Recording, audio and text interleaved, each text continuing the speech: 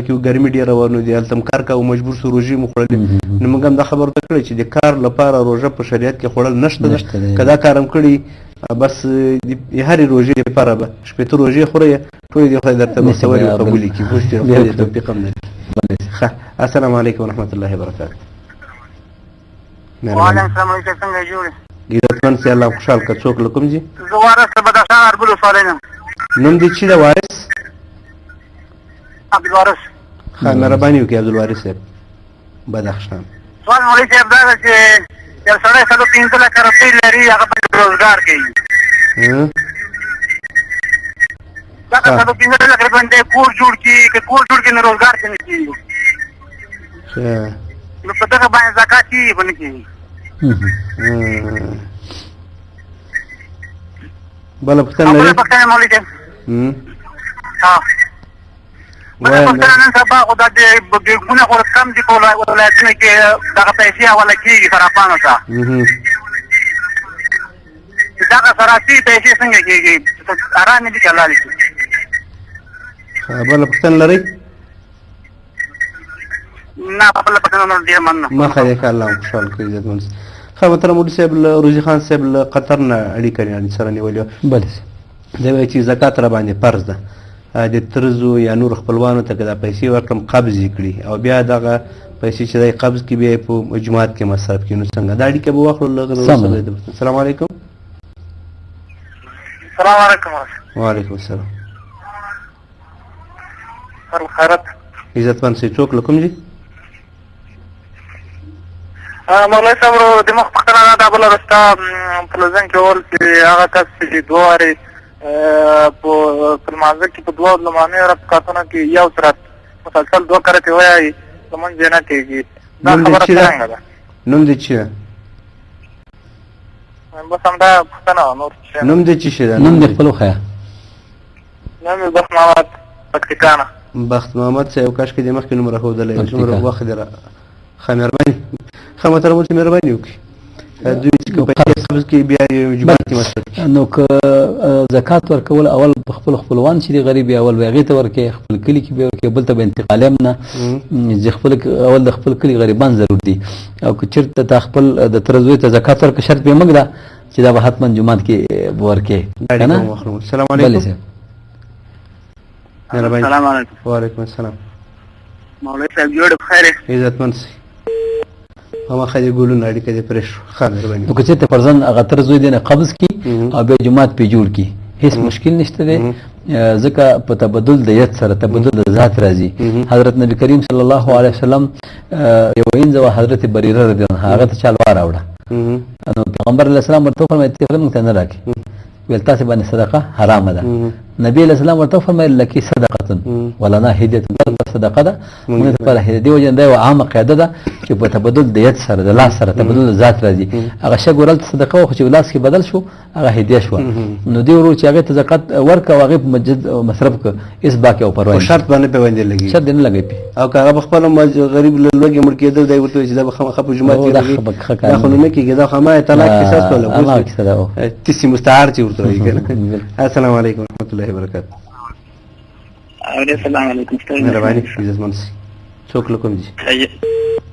هماخه دې ګلونه تاسې خو اړیکې ډېر ژر ژر پرې کېږي البته له ایران نه دي ښه محترم مولوي صاحب عبدالوارث صاحب له بدخشان نه اړیکه نیولې وه وایي دا اړیکه به هم واخلو السلام علیکم السلام علیکم مولوي صاحب وعلیکم څوک له کوم دي حاجي عبداللطیف له بغلان ولایت څخه خبرې حاجي صاحب محترم مهرباني تا ته او تا مېلمه ته ډېر سلامونه وایم او زما مور مې ده بیبي حاجي هغه پرون تا درود شریف په باره کې وغږېدلې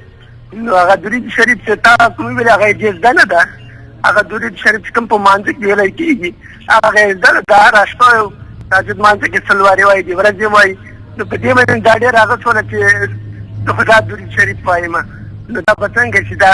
د دې ځواب څنګه ده سمه ده مالې زه به مولوي صاحب نه پوښتنه وکړم په سترګو مننه الله خوشحال کړي عزتمن سي مخامخ ښه محترم مولوي صاحب په بدخشان عبدالوارث صاحب اړیکه نیولې وه یو سړي سره 15 لکه روپۍ وي بلې کاروبار هم ورباندې کوي بلې کور هم پې باندې جوړوي زکات ورباندې کېږي که نه او کوم یو پې وکړي زکات چې دی وروره چې کور دې جوړ نه وي زکات په هغه چا باندې کېږي چې کور هم ولري اس هم ولري او دا خادم هم ولري او بیا د دې دغې نه دا پیسې زیاتي د خپل مصارفو د کورنۍ نه زیاتي او د کال په تېر شوی د تجارت پیسې نو بیا په هغې باندې زکات کېږي خدای صاحب مته کې زکات په پیسو باندې چې ډېر د سره خپل کور دی نه خپل اس دی نه خپل خراب کچر دی نه دا زکات به نه کېږي نن سبا خر کچر څوک نه کوي چې لنکروزر او کروزین بایسکل خو حتما به اخلي موټر سایکل به اخلي لنکروزر حتما السلام علیکم ضرورت دی مهرباني خیر سي څوک لکم دي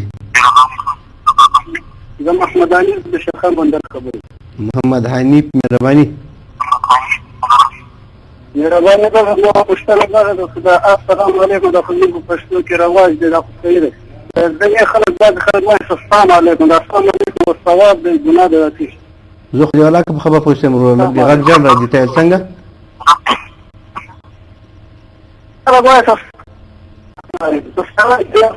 پوه شم خدای مې زه خو پوه نه شوم څه وایي زه پوه شم نو بل پوښتنه عبدالوالي صاحب دا وکړه چې د حوالې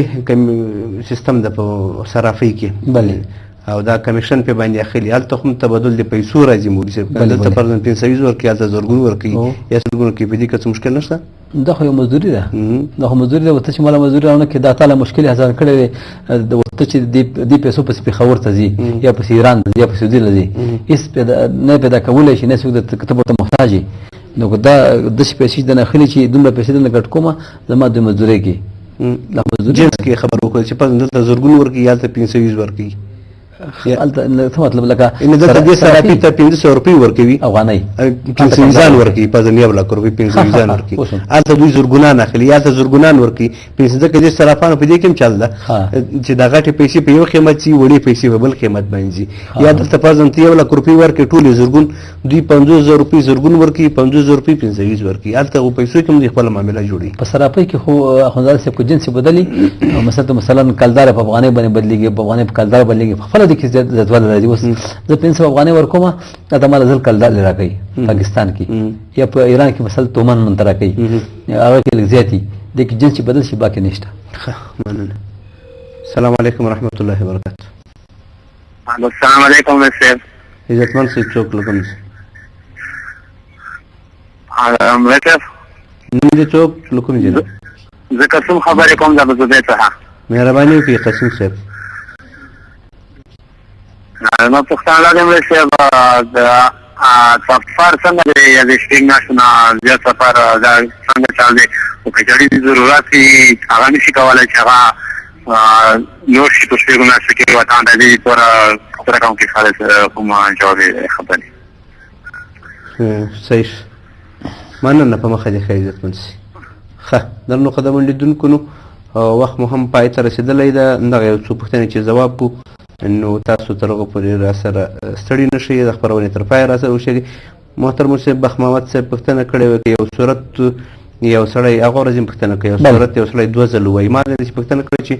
فرضاً صورت قل اعوذ برب الناس ووایي نو ما ورته قل اعوذ برب الناس چې ویلې قل اعوذ بالفلق ولا یا تبتدا بیا نشي ویلی ځکه ورتل القرآن ترتیلا کې سړی ترتیب راشي که نه نو او پاتې سوره دا خبره او که داسې دې کړو چې اول کې د صورت هغه وویلې صورت الناس ویلې او په دویم رکعت کې بیا بیرته اذا جاء نصر الله شروع کړی نو ما ورته ویلې نو دې تاسو څه معلومات ورکړي محترم رو دا تکرار صورت کې یو سړی په یو رکعت کې په اول رکعت کې قل اعوذ برب الناس ویل شي بلکې قل اعوذ برب الناس وایي هیڅ مشکل نشته دی خو که چېرته تقدیم او تاخیر پکې راشي مونځ مکروه کېږي نو مشکل پکې مونځ کېږي خو مکروه کېږي محترم حاجي صاحب عبداللطیف له بغلان اړیکه نیولې وه دوی وایي مور مبارک کې وایي چې درود شریف زه وایم خو چا کوم تاسې ښودلی نو ما خو لنډ درود پاک درته ښودلی چې صلی الله علی نبي الامي صلی الله علی نبي الامي اما که دغه پکې وایي مشکله نشته وایي 100 وارې وایي 200 وارې وایي خو شرط دا ده چې عادي شریفه مواظبت ورباندې وکړي او پرېږدي دین او ښه خبره دا ده چې درود پاک په څنګ کې هر شپه او هر سهار لمانځه نه وروسته 200 وارې صورت اخلاص وایي بس اول نمبر ولي به همدا وي ښه محمد حنیف صاحب له شیرخان بندر نه اړیکه نیولې وه زه په پوښتنه پوه نه شوم ورسې تللی زه پوښتنه پوه شوم په پوښتنه دا غوښتل چې السلام علیکم دی کنه بل خو سلام علیکم سلام علیکم سلام علیکم یا سلام علیکم دین سم مرسته کی په خوا د صحابه په وخت دینه من راغلی و الله پاک قرآن مشان کې د دې باره کې ذکر کړی دی نو سلام دی پښتانه ورونه کې پاسه ونه جرسو کی مسلمانی نو سلام دی صحیح چې السلام علیکم ورحمت الله وبرکاته. مننه. د روستي پښتنې په توګه وایم تر موسی قاسم صاحب له ابو زبین اړیکه نیولې وه د پښتنه داسې کوله وایي کله شپږو میاشتو نه یو سړی زیات د ضرورت نه زیات سفر وکړي نو څنګه ده. دلته یو مسله ده محترم صاحب سفر په اړه باندې ډېر په سفرین پوښتنه کوي چې له شپږو هغه ورځې موږ ته چې ګوره دا د هر چا دپاره دا حکم نه ده دا حکم د هغه چا دپاره دا حضرت عمر رضی الله عنه په زمانه کې عمر رضی الله عنه پوښتنه وکړه له زنانه ونه چې څومره وخته پورې بیبي خپل میړه فراق کې تحمل کولی شي غوښتي چې شپږو میاشتو پورې نو دا د هر هغه چا دپاره نشته چې اوس یو سړی دلته میینه مې ده چې ورته بېرته منډې راوړي ځکه زه دوبۍ ته مزدوري پسې راغلی یم تخته کې دی نرزوی نو ما ورته دا د هغه چا دپاره دا حکم ده چې چا واده کړی وي اما د نن سبا حالات او شرایط داسې هم نه ده چې ته به خامخا منډې راوایې ځکه چې په کور کې دلته دې قرض کړی وي ویزه دې اخیستې وي پردی مزدور یې کاروبار دې پاتې چې ته کله ښه پوهېږې په ځان باندې هم مطمئن یو که ته خپله هم ګناه ته مبزي کېږي او په تا کور والا کې مشکل وي بعضې خلک داسې چې هلته خانې جوړه کړي وي او تا کې نیولې کش او پش دربار وي هغو هلته ژوند ښه جوړي عیاشي کوي او خپل بچي اولادونه یې پرېښي وي نو دغو خلکو دپاره دا حکمونه باید چې شپږ میاشتو کې خامخا یو ځل راشي. همدا ښه خبره ده ورونه دي د خپلو بیبیانو سره په تلیفون باندې اوس تلیفون شته دی اړیکې دې ونیسي د هغو زړه دې همیشه ساتي بعضې داسې ظالمان شته دی چې یو نیم کال 2 کاله چې ښځه ورته تلیفون ښځه نه کوي نور ښځو ته یې کوي د خپلې بیبي ته نه کوي دا ظالمان دي داسې نه کوي د ظلم نه لاس ولي خپلو بیبیانو ته تلیفون کړي چې هغوی همیشه د هغوی زړه خوشحاله وي. مننه. السلام علیکم. ښه اړیکه هم را سره پرېښوه محترم مولوي صاحب نو پوښتنې هم را سره ختمې شي او وخت مو هم مخ په ختمېدو باندې ده. خدای جل جلاله دې وکړي چې درانه قدرمن لیدونکي تر دې دمه پورې له موږ سره خوشحاله شي بیا را سره تېرې کړي. درنو قدرمنو لیدونکو د پښتو تلویزیون نه د دارالفتا خپرونه تر دې دمه پورې تاسو په ژوندۍ بڼه باندې کتله. الله جل جلاله دې وکړي چې څه مو ترېنه زده کړي وي او تاسو قدرمن لیدونکي کولی شي چې بعضې درانه عزتمن لیدونکي له موږ ته نیوکې رالیږي خو